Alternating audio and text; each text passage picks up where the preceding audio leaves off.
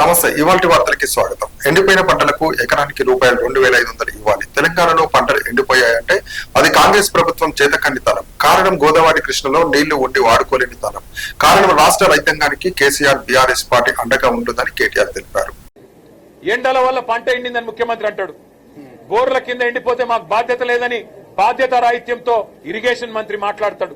మేము రాష్ట్ర ప్రజల తరపున, రాష్ట్ర రైతుల తరపున ముఖ్యమంత్రిని, ప్రభుత్వాన్ని ఒకటే అడుగుతా ఉన్నాం. ఇవాళ పంటలు ఎండినాయంటే దానికి మీ చేతగాంతనం కారణం. గోదావరిలో నీళ్లుండి, కృష్ణల నీళ్లుండి వాడుకోలేని తెలివి తక్కువతనం కారణం. చెరువులు నింపలేని తెలివి తక్కువతనం. పంప్ హౌజులు టైంకి స్టార్ట్ చేయలేని తెలివి తక్కువతనం.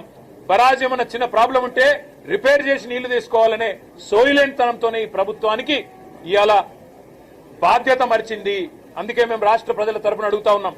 ఎక్కడెక్కడైతే పంట ఎండిపోయిందో ఎకరానికి 25,000 రూపాయల చొప్పున వెంటనే ఈ బడ్జెట్ లో డబ్బులు కేటాయించి నష్టపరిహారం రాష్ట్ర ప్రభుత్వమే చెల్లించాలి.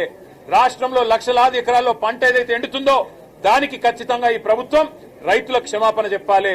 ఇలా భూగర్భ జలాలు అడుగంటున్నాయంటే ఖచ్చితంగా దానికి కారణం ఈ ప్రభుత్వమే.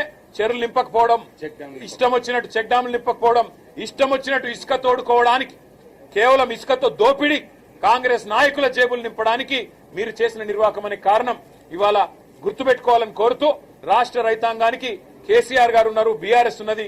మేము భరోసాను ఇస్తూనే ఉంటాం, మీ తరఫున కొట్లాడుతూనే ఉంటాం. ఎక్కడెక్కడైతే పంటలు ఎండుతున్నాయో ఆయా ప్రాంతాల్లో పర్యటించి రైతుల్లో మనోధైర్యాన్ని నింపడానికి మేము ప్రయత్నం చేస్తూనే ఉంటామని చెప్పి కూడా తెలియజేస్తూ